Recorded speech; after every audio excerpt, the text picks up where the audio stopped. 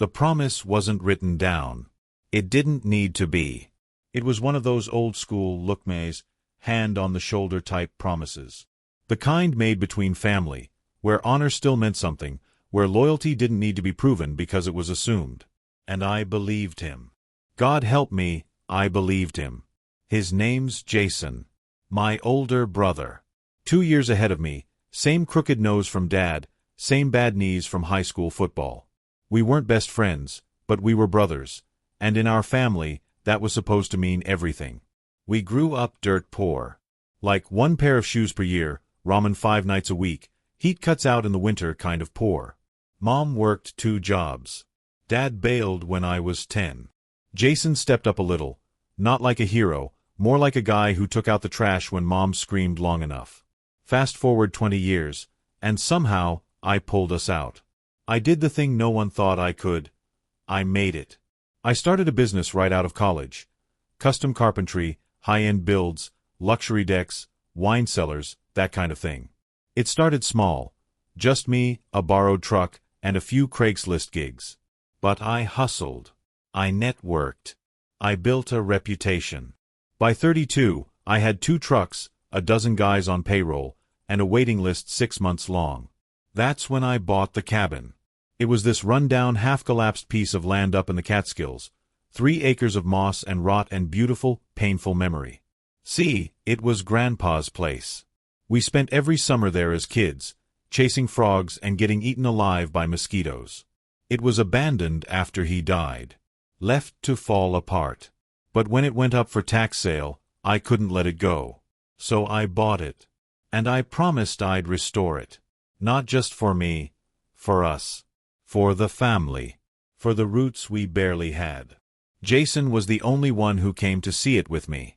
The day I got the keys, we drove up together. He didn't say much when he saw the place. Just stood there in the tall grass, hands on hips, staring at the crumbling deck like he was looking at a ghost. "This place, man," he said. "You really gonna fix it?" "I'm not just fixing it," I said. "I'm bringing it back." He nodded, slapped my back.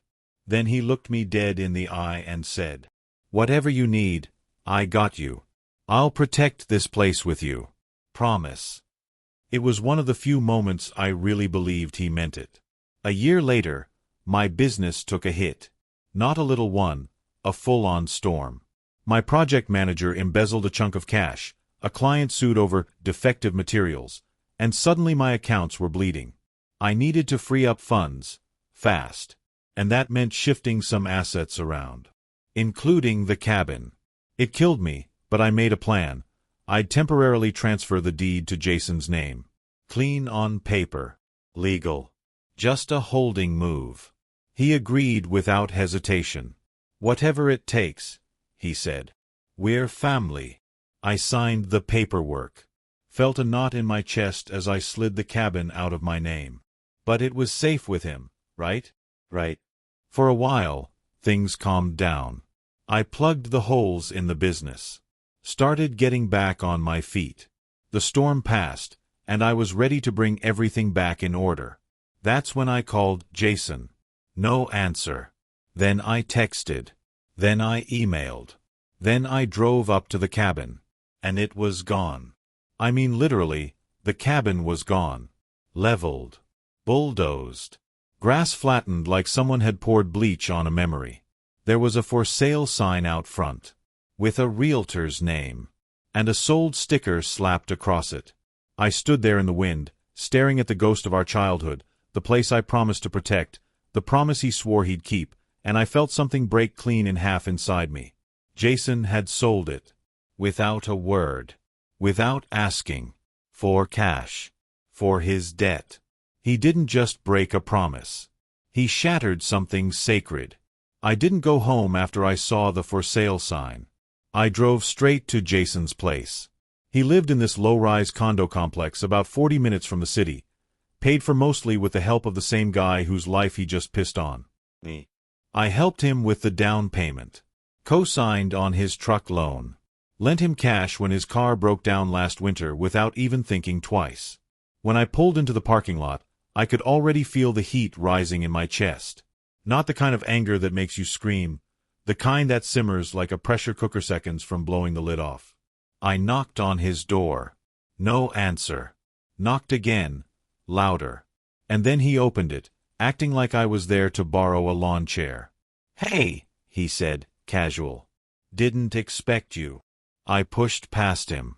"Where is it?" I asked. He blinked. "Where's what?" "You know exactly what." "The cabin, Jason." "What the hell did you do?" He sighed. Actually sighed, like this whole thing was just an inconvenience. "Look, man. It wasn't personal. I needed the money. You know I've been underwater since the pandemic. You promised." I didn't shout it. I whispered it. "Quiet. Sharp." He didn't answer. "Do you know what that place meant to me?" I said. "To us? That was Grandpa's. That was the one thing we still had. I poured everything into it. I trusted you." Jason rubbed his face like he was the victim here. "It was just a damn cabin, man," he muttered. "Rotting wood and squirrels. It's not like you lived there." I stepped toward him. "I wasn't just rebuilding a shack, Jason. I was rebuilding us. Our family. Our history. That place mattered. And you sold it behind my back like it was some piece of junk in a garage sale." He finally snapped, throwing his arms up. "I didn't have a choice, okay? Credit cards, medical bills, I was getting hounded every day. I was gonna lose everything." "You already had everything," I growled. "I gave it to you. I trusted you with it." There was this pause. He looked at me, and for a second, I swear I saw a flicker of guilt. But then he buried it. "Life's hard, bro. You of all people should know that." I turned and walked out before I did something I'd regret. That night, I didn't sleep. I just sat in the dark, staring at the blank wall in my bedroom, thinking about every holiday we spent at the cabin. Grandpa teaching us how to whittle with old knives, late-night ghost stories, the smell of pine sap and firewood. Mom laughing at us covered in mosquito bites. Jason sitting next to me on that porch railing, promising we'd never let this place go. I wanted to punch a hole through the drywall. Instead, I picked up my phone and started digging. I found the real estate agent who handled the sale. Posed as a curious buyer looking for a similar listing. Told her I was interested in that exact property and wanted to know how fast it sold. She was chatty, too chatty. Turns out Jason didn't just sell the land. He stripped it. He sold off the appliances, ripped out the vintage fixtures I restored, even flipped the stone fireplace for extra cash. He gutted the place before bulldozing it and sold the materials on the side to a second-hand contractor. The man didn't just sell a memory. He scavenged it for parts. Something in me snapped that night, not like a rage switch, but something worse. Colder. Sharper. Focused. Jason thought it was over. He thought he cashed out, cleaned his hands, and would just disappear into the next crisis. But I wasn't going to let him walk away with the past and the future. No. If he thought I was just going to let this slide, then he had no idea who he'd actually betrayed. I didn't text him. Didn't call. Didn't show up on his doorstep again. I went silent, and let him believe he'd won. That's the thing about people like Jason. Once they get away with something big, they start walking taller. Start convincing themselves that you were the fool, that they were just doing what they had to do. And while he walked around like some victim of circumstance, I was digging. I started with the financial records. I still had access to our old shared Dropbox from when we were doing some side work together. Small freelance gigs we took before my business blew up. I never removed him from it. Figured I'd need it someday. There it was. An invoice. $8,500 from Salvage Reclaim Company. Dated 3 days before the land sold. He got paid to gut the cabin. Sold the fireplace, vintage wood paneling, Grandpa's handmade workbench. All of it gone. And get this, the contractor he sold it to? One of my suppliers. I called the guy up. Told him I needed to check in on something Jason handled, and asked about the materials. He told me Jason said the cabin had been abandoned by an ex, and he was just cleaning it up. Said he sold it all under the table. That wasn't just betrayal anymore. That was fraud. And now, I had a name, a transaction, a timeline. Over the next few weeks, I stayed quiet. On the outside, I was focused on work. Took on new contracts. Paid off my debts. Started looking into a small expansion into outdoor kitchens. My guys noticed I was quiet, sharper, less tolerant of mistakes. But no one asked. They knew better. Behind the scenes, I started weaving the trap. See, Jason wasn't just my brother. He was also one of my first employees. Years ago, when I started the business, I put him on the books to help him out. Paid him well. Covered his ass when he missed deadlines or no-showed. Let him use the company card for fuel. Sometimes even let him cash advance jobs. And I never revoked his access to our old vendor account. So I had another look. Turns out, he'd been using my supplier discounts for his own small gigs. Little freelance stuff. Not huge jobs, but enough that I had receipts, and they were under my business license. He was piggybacking on my reputation to keep his lights on. That's when it hit me. He needed me. He still depended on me, for more than I realized. Not just for money, but for credibility, reputation, referrals.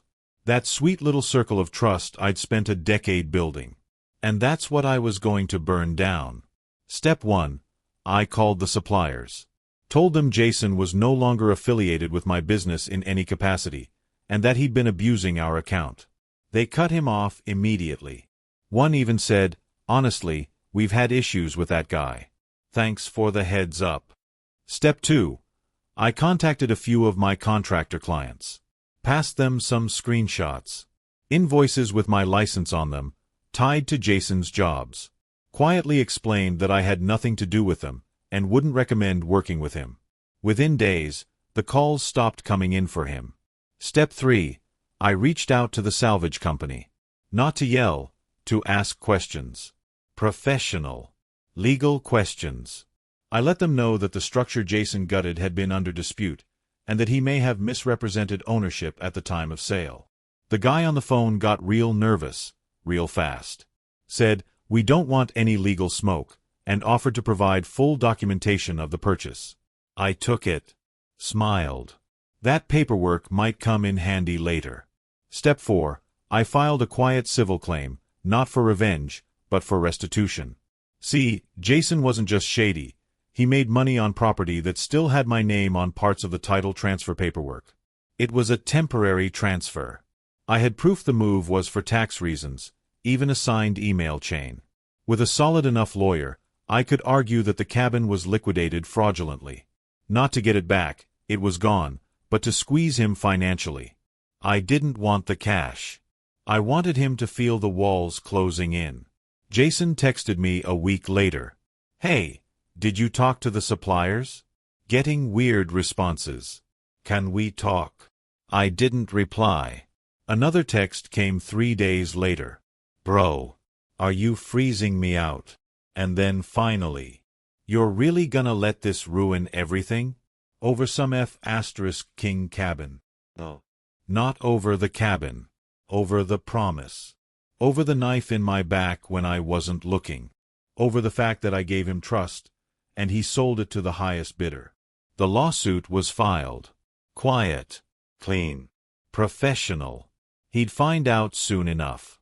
And when he did, he'd realize something. I wasn't rebuilding a cabin anymore. I was building his collapse. The lawsuit hit him harder than I expected. Apparently, Jason didn't think I'd actually do anything. He thought I'd yell, get mad, maybe toss around some insults, and then let it go. Let him go.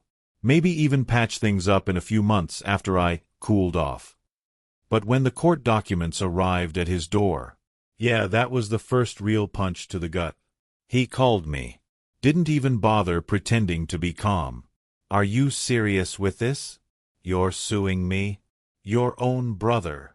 I didn't answer. Just let him scream into my voicemail until it cut off. It didn't stop there. The civil suit was just the first domino. See, I didn't just want him to lose money. I wanted him to lose face. Because people like Jason, they don't really care about dollars. They care about image. They care about the illusion of being respected, liked, trusted. They want to walk into a bar and have someone say, "Yo, Jay, man of the hour." So I took that too. Quietly. Strategically. First, I made a few calls to family. Not to rant. Not to turn them against him. Just to share facts. I called Aunt Marie, the one who used to bring us both cookies at the cabin, who once gave Jason her wedding ring to pawn when his car got repoed. I told her what he did. How he sold off Grandpa's land. How he stripped it for cash. How he broke the promise we all made to keep it in the family. She cried. Legit cried. Then went full old-school Italian fury. Told everyone. Cousins. Uncles. Her book club. The group chats lit up like Christmas. Then I posted a quiet little blog update on my business's website, a story titled, "Why Trust is Everything in Business and Family." I didn't name him. Didn't need to. But anyone who read between the lines could see the truth. A family promise broken. A piece of history sold off. A lesson about how betrayal doesn't always come from strangers. It got shared more than I expected. A client reposted it on LinkedIn. A contractor DM'd me saying, "Damn. I think I used to work with your brother." The whispers started. The phone calls stopped, for him. Then, the last straw. Jason tried to launch his own carpentry side hustle. A website, a few business cards, Facebook ads with his face on them. He called it Heritage Restorations. I nearly choked on my coffee when I saw it. Heritage. The guy who sold our literal family heritage for drug money and credit card debt was now trying to brand himself as a legacy craftsman? Nah. I sent the whole package, lawsuit details, invoice records, salvage receipts, to the Better Business Bureau and a local contractors forum he was listed in. One of them posted a warning. Another pulled his listing. Clients ghosted him. A supplier blacklisted him entirely. He went from up-and-coming builder to "do not trust this guy" in under 2 weeks. Finally, we met. He showed up at my workshop unannounced. Angry. Desperate. I didn't even have to ask what he wanted. "You made your point," he said. "You ruined my business. You told the whole King family. You win, okay? You want blood." I looked up from the workbench. Controlled. "I don't want blood, Jason," I said. "I wanted the truth to matter.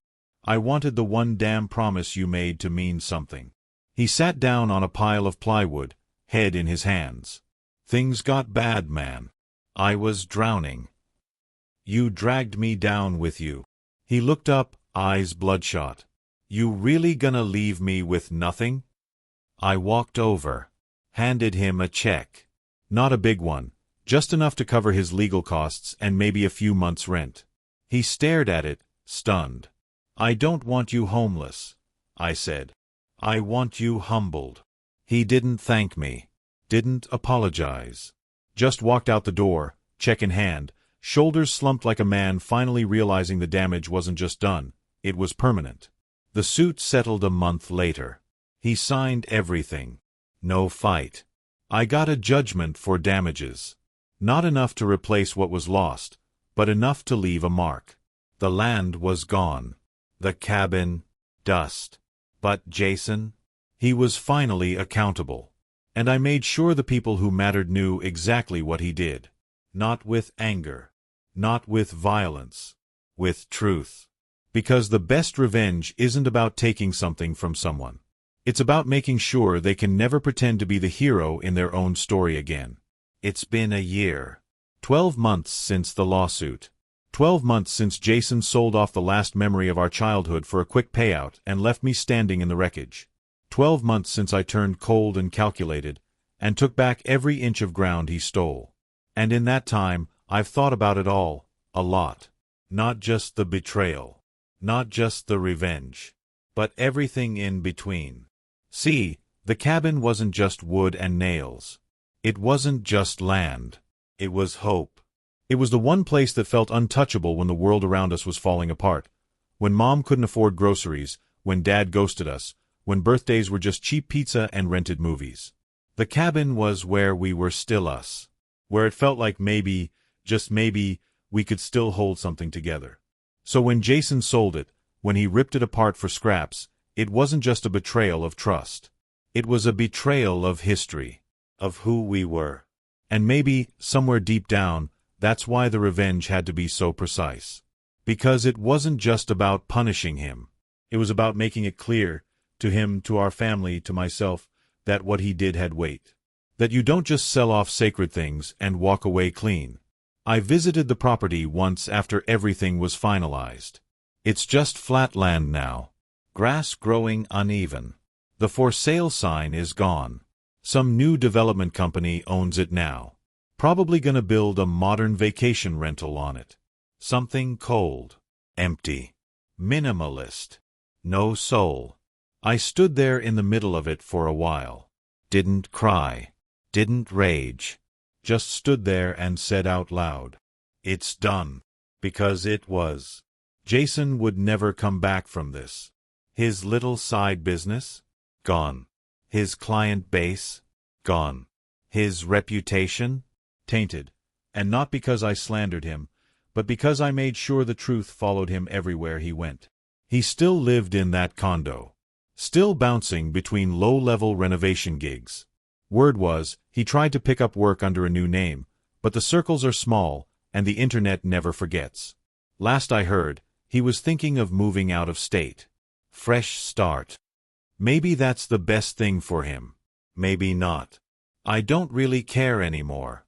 Tyler, my nephew, reached out once. He's in college now.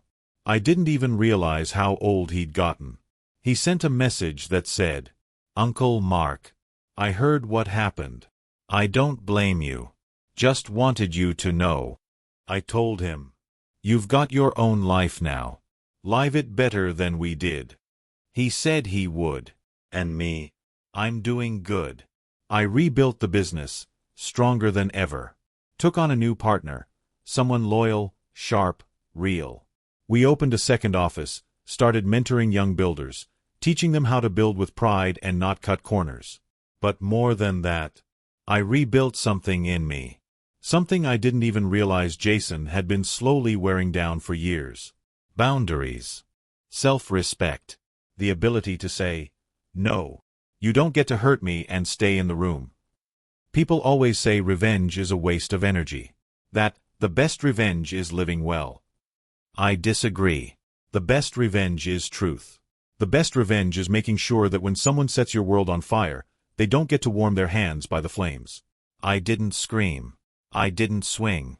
I just watched him burn himself out, and made sure no one ever gave him another match. Sometimes I still think about the cabin. About that porch, and the summer heat, and Grandpa snoring on the swing. About Jason and me carving our initials into the old tree out back. About the good moments, the ones I didn't know would be stolen someday. But I don't hold them with bitterness anymore. I hold them like you hold a photo that's yellowed around the edges. A little faded, a little painful, but still real. That's what I took back. Not the land. Not the house. Not the money. The memory. The meaning. And that's something Jason will never own again.